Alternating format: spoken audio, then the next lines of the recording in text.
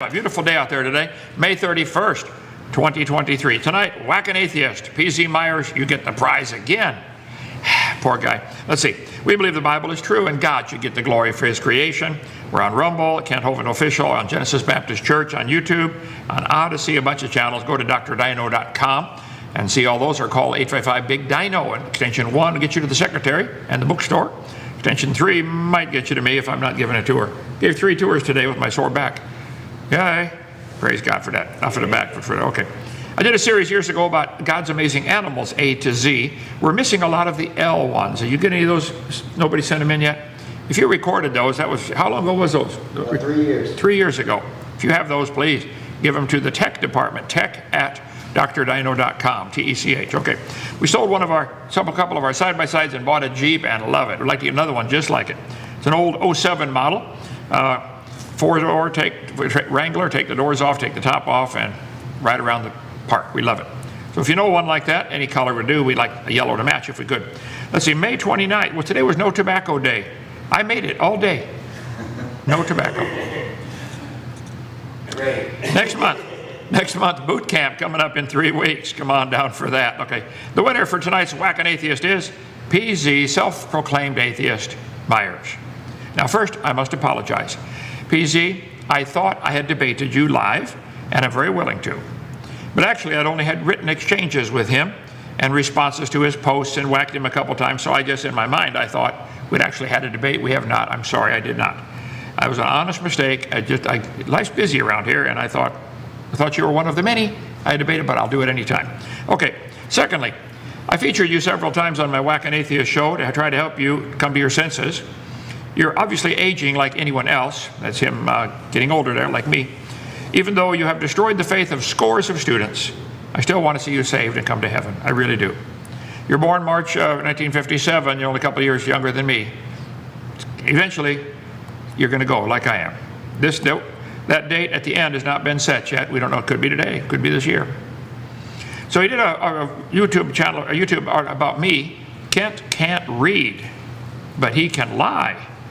Whoa, I don't know when this was, a couple of years ago, I guess. You know, I'm way behind on Whack an Atheist. There's too many targets out there. He said, I won't debate Kent.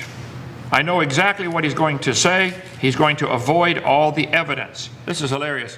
This guy believes in evolution, but his own program needs a little help evolving. Watch this here. Hey, friends. Last week. Louder. Stop that. It's annoying. Really, cut it out. That's better. Okay. Well, as I was trying to say before getting drowned out by the clowns, last week I posted a counter challenge to Kent Hovind's inane insistence on demanding to debate everyone and anyone. He hasn't earned that opportunity. I have to earn the opportunity to debate him because he's special. Because he believes he came from a rock. So he's special. Okay. He doesn't know enough about the science to question it. I know plenty about the science. There's no science for evolution, PZ. None. Zero. Zip. Show it to me. So instead, I told him to leave me out of it. He doesn't need me. He just needs to sit down and read a real science book. How many books in my library here? About 10,000. About 10,000. I've not read them all, but I've read a whole bunch of them. I read 8,000 books while I was in prison. I like to read. I can read pretty fast. Go ahead. I gave him a list of easily digestible books on the science of evolution. Don't use those two words together. Science of evolution. No. Religion of evolution. I'll help you, PZ. And suggested that he just go ahead and read one. And then try addressing the evidence we actually use rather than what he imagines evolution is all about. But I should have known. Asking Kent Hovind to read a book is like asking a worm to dance the jitterbug. It's not going to happen without a few 100 million years of evolution. And Ken can't evolve. Surprise. He didn't read a book. He didn't even try cracking one. He did manage to lie about me, which I guess does come naturally to a worm. I had said I don't debate creationists anymore. Here's his reply. Policy of not debating creationists on the platform. Because I slaughtered you so bad last time, PZ. Last time? What last time? You know, I've never ever debated Kent Hovind, so it's kind of odd to be told he slaughtered me. Facts don't matter to Kent. He's living in his own little fantasy world where he's the good guy who always wins when he's actually just a joke. And again, he tells me to debate him. Let's have a debate. Come on, PZ. Anyway. How many times do I need to say it? No, he's a fraud. I know exactly what he's going to say. He's going to avoid all the evidence and ignore anything I might say. I know your tactics. You'll avoid all the evidence and ignore everything I might say. On 260 debates, would you please show me specifically? I mean, give me a specific where I avoid it. Because I try to answer every question you guys bring up. You're the one that avoid. Do you believe over billions of years you came from a rock? Just yes or no. You won't answer it. You'll avoid that question. Promise you.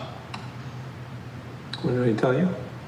Okay, I can give a specific where he avoided the issue. It's right there. It's predictable. He demands that I support something I don't believe. No, I don't believe life evolved from a rock. Nobody does. It emerged out of complex prebiotic chemistry by physical processes that we do mostly understand. That is the entirety of his tactics, though. Deny, deny, deny, misrepresent, mischaracterize, and no matter what happens, claim that he won any debate. Okay, let me catch up so far with some of the things I'd like to say about all this. Let's see. He said, I won't debate Kent Hovind. I know exactly what he's going to say. He's going to avoid all the evidence. I've been asking for all this evidence, PZ. Where is it? He said, no, I don't believe life evolved from a rock. Nobody does. It emerged out of a complex prebiotic chemistry by physical processes that we do mostly understand. All he does is deny, deny, deny. Well, PZ, let me explain it to you in small words, okay? Textbooks say 18 to 20 billion years ago, all the matter in the universe, they've changed it now to 13.772, but that's fine. All the matter in the universe was concentrated into one very dense, very hot region that may have been much smaller than a period on this page. Is this what the textbooks teach? How many textbooks do I have here? Hundreds, okay? Let's see. Earth is thought to have formed 4.6 billion years ago. It was very different from today's Earth.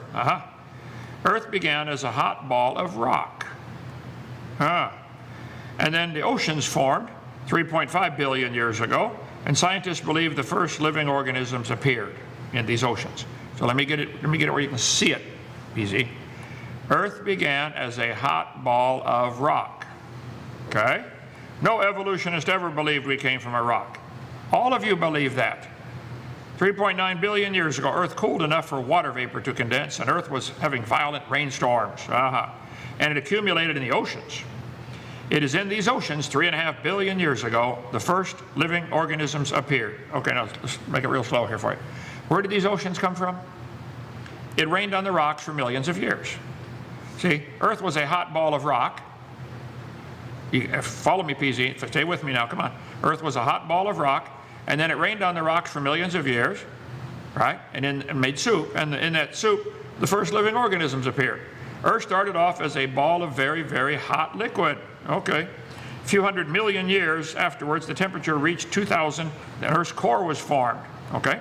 Earth formed 4.54 billion years ago. Okay. Earth was so hot from all these collisions that all the rock melted, and the Earth was a hot ball of melted rock. This is from Berkeley University. Come on now, okay? Millions of years of rains created the oceans. I'm just showing you what they teach and what you do believe and won't admit. Swirling in the waters of the oceans is a bubbling broth of complex chemicals. There's the complex chemicals he wanted. Progress from a chemical soup to a living organism is very slow. So 3.5 billion years ago, the first living organisms appeared. So let's see. Billions of years ago, the planetary blob that would become Earth started as a hot, viscous ball of rock. Are you with me, PZ? Focus, Daniel-san. Okay, focus. Okay. Water trapped inside the minerals, outgassed, and more water was outgassed. The mantle solidified. Let's see. Confessions of a former fireball from Yale. How Earth became habitable. Early Earth transformed itself with the help of some weird rocks. Yeah. Yale and Caltech a bold new theory how Earth transformed itself from a fiery carbon-clouded ball of rocks into a planet capable of sustaining life. The theory covers Earth's earliest years and involves weird rocks that interacted with seawater in just the right way to nudge biological matter into existence. Wasn't that chart you showed, PZ, a bunch of chemicals behind you? Exactly this? Let's see. Added bonus, the weird rocks on the Earth would readily react with seawater and generate a large flux of hydrogen. It's widely believed to be essential for the creation of biomolecules. That means living things, right? Essential. Got to have it, right? The Lost City hydrothermal fields. They made a prime location for investigating the origin of life on Earth. Okay, now let's see now. Our own Earth was getting hit by rocks that were falling toward it. It kept getting bigger and hotter until it was a giant ball of melted rock. Are you with me, PZ? The Earth was a hot ball of melted rock. It rained on the rocks for years, turned them into soup, and the soup came alive. I'm just pointing out what you believe. I don't believe this. I think it's stupid, but that's what you believe, okay? But slowly, there's the secret, slowly, over many years, Earth started to cool down. Some rocks full of ice and gas hit it and melted to make the sea. Well, gradually, over a long time, that's the secret. Time is their pacifier. Plants started to grow, bugs started to live, and life on Earth began to form. Wow. How was Earth formed? At first, Earth was a ball of molten rock. Its surface rock slowly began to cool and harden 4 billion years ago. Then, let's see, volcanoes made gas come out, the surface cooled, and the first continents formed, and life began on Earth 3.6 billion years ago. How did our planet form? It's astonishing you can achieve with just a bit of gas and dust and a wild imagination. Let's see. It all started with a tremendous bang. Somewhere in our galaxy, a star exploded, throwing out masses of gas and dust. This supernova, as these explosions are called, happened 5 billion years ago. I see, okay. Let's see. Slowly, the rocky planets began to organize themselves.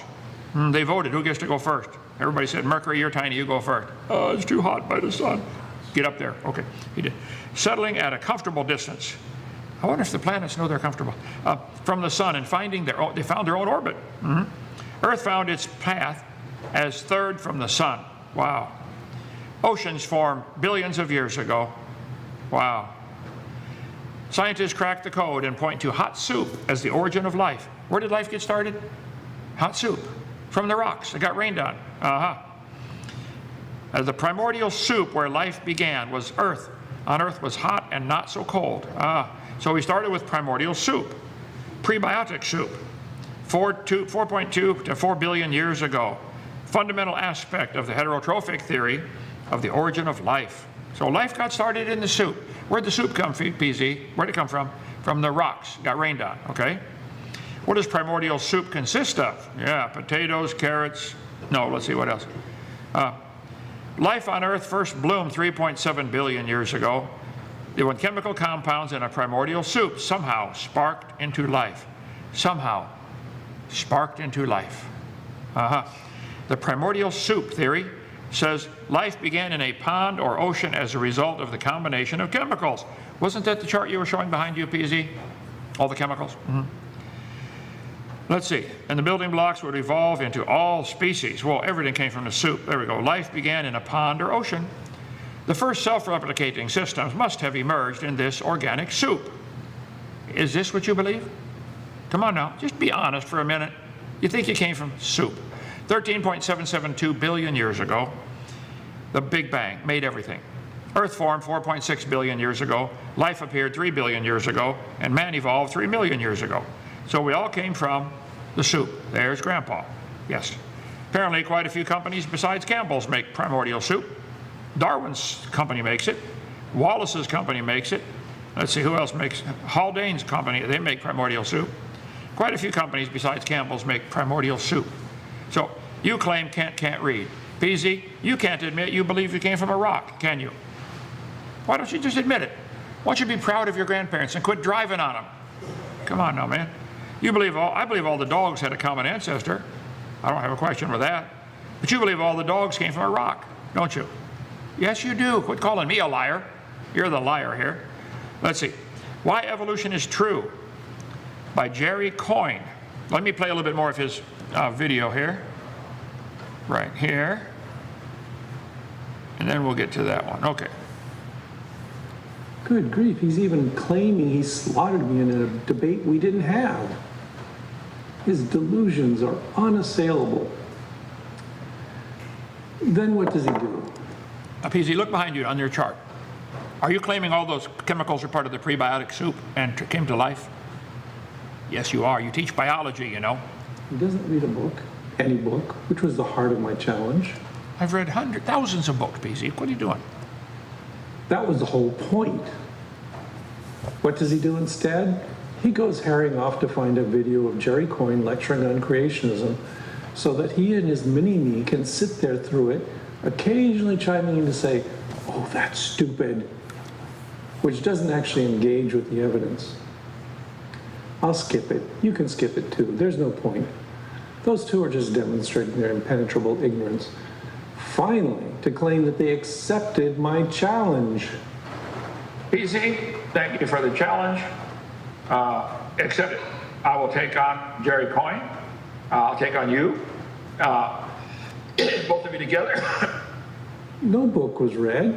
No evidence was discussed, at least not intelligently. But then he comes up with a counter challenge. My challenge is, you cannot show me one plant or animal that produced something other than it's what any fourth grader would say is the same kind of animal. Okay, here. Teosinte de corn. First domesticated in Mexico over 6,000 years ago and subjected then to selection, hybridization, and mutation to produce something that is now planted on 80 million acres of land in the US. Will he accept it? Of course not. I'll show you. He's wallowing in presuppositions that he will never, ever question, no matter how much evidence anyone throws at him. Debating Kent Hovind is futile. I might as well yell at a rock. It would be vaguely interesting if he ever did actually read a book other than the Bible, but there's clearly no sign that he's ever done so in at least the last 25 years. I'll throw another one at him anyway. Here's a good one. The Creationists by Ron Numbers.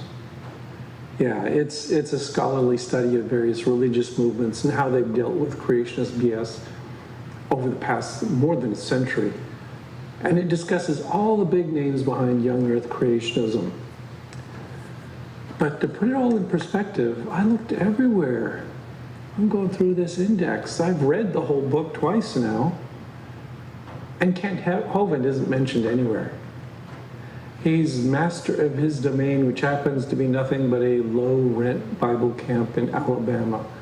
So that's how much influence he's got. Bye-bye, Kent.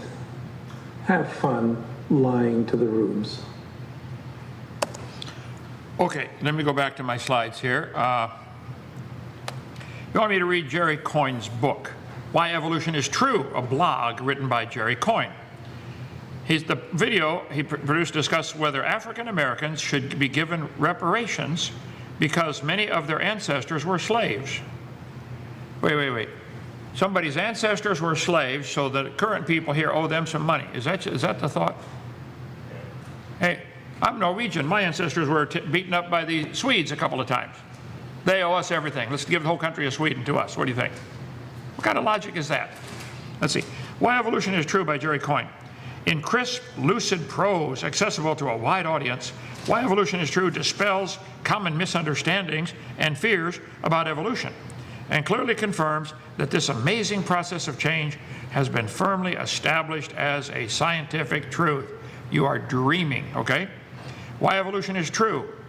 Jerry Coyne, professor of ecology and evolution, University of Chicago. Wow, wrote the book, Why Evolution is True. Let's see, here's the preface. While the Dover trial was an American story, creationism isn't uniquely a problem. It's not a problem at all, okay? Creationists who aren't necessarily Christians are establishing footholds in other parts of the world, especially United Kingdom, Australia, and Turkey. The battle for evolution seems never ending.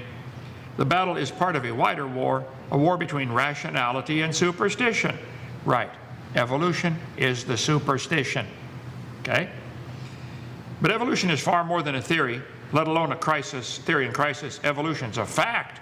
Well, Jerry Coyne, you are dreaming. So are you, PZ. Darwin matters, he said, because evolution matters. Evolution matters because science matters. Well, I agree science matters. It's important. Look, I like science. Science matters because it's the preeminent story of our age, an epic saga about who we are, where we came from, and where we're going. Michael Shermer. I debated Michael Shermer. I'll debate him again anytime. Michael, bring it on, okay? How do we test evolutionary theory against the still popular alternative view that life was created and remained unchanged? I don't think anybody's ever said it remained unchanged. I think God created the kinds and allowed them to produce varieties of kinds. There's now 400 kinds of cows. Probably had a common ancestor called a cow. But you guys believe a cow and a mosquito are related, don't you, PZ? It's from the 6 tenets of Darwinism to make testable predictions. Okay, I'd like to see that. Since there are fossil remains of ancient life, we should be able to find some evidence for evolutionary change in the fossil record. Stop right there. Jerry, Paul, there is no fossil record. There are fossils. You said the deepest and oldest layers of rock. Stop right there. You got it completely wrong. You still are stuck with that stupid idea made up in 1830 that the layers are different ages. If the top layer is younger, where is it coming from? Outer space? You guys never answer that. You avoid that question. How can the layers be different ages? If I shuffle a deck of cards, is the top card now younger? Let me see. Let's try it here. Whoa, 7 of spades is the youngest card. What's the oldest one? Ace of the clubs. Who'd have thought it? Right, okay. Some fossils should become more complex as the layers of rock become younger. This is your whole problem right here. You think the layers of rock are different ages, and you think there's a progression through these layers. That is just plain stupid. It's not true. Okay. We should be able to see some species changing over time. Well, we don't. How could you see that from a fossil? When you find a fossil, you don't know it had any children. Do you? You sure don't know it had different children. No animal today can do this. I mean, our cows make baby cows every time. Our chickens make baby chickens. Our goats make baby goats. There are no exceptions. None. Let's see. We should be able to find some cases of speciation in the fossil record. There is no fossil record, and there are no cases that you can find. One line of descent dividing into 2 or more. How would you know that from fossils? Should be able to find new species forming in the wild. Okay. New species, define that word, okay? Is it a totally new kind? No. So you, P.Z. Myers, think that thousands of farmers over hundreds of years have been using their intelligence to select the maize with larger seeds and crossbreed them to get the next generation until they finally developed our modern corn. You think that's an example for believing that all life forms had a common ancestor? Is that your best evidence? Maize turning to corn, which farmers did? Let me get this straight, Paul. Flower has a variety of number of petals. The corn has changed from maize to our corn we have today, which can't survive in the wild. And you think all that came from a single creature. That's proof, right? Yep, look at that.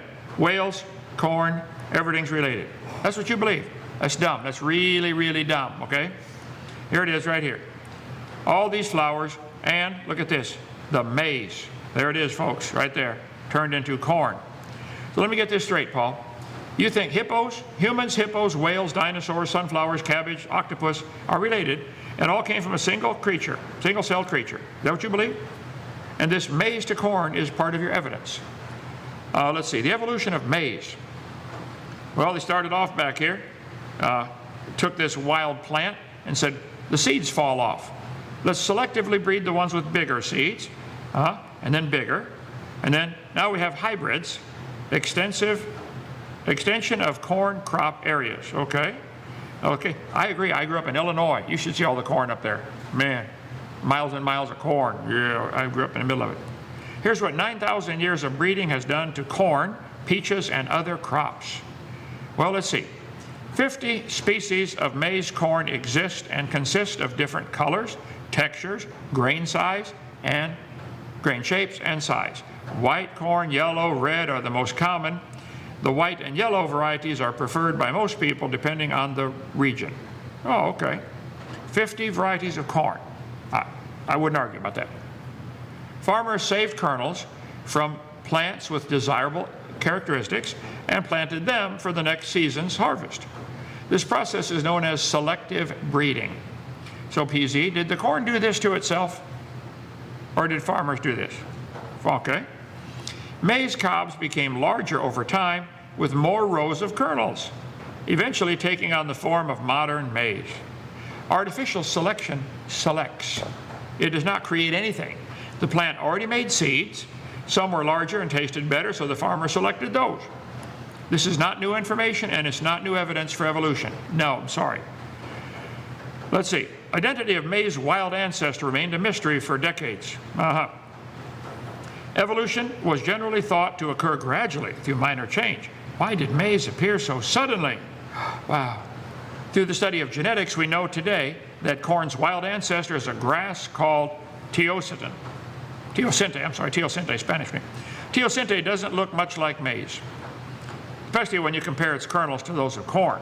But at the DNA level, the two are surprisingly alike. Have the same number of chromosomes, remarkable similar arrangement. Good, yay, proud of you, okay? The difference between teosinte and maize is about 5 genes, okay? So I agree. The farmers have selectively altered maize to be corn, or modern corn. So you think humans selecting bigger seeds from a plant that already made seeds is evidence for evolution. Corn cannot survive naturally in the wild. Without human intervention, it would go extinct. Well, PZ, now hold it. What did they accomplish? Now you got to babysit the field, don't you? You got to save the corn seeds, plant them again. It wouldn't last in nature. The cobs are too hard for the seeds to come off of. It suffers inbreeding depression easily. It's all been inbred.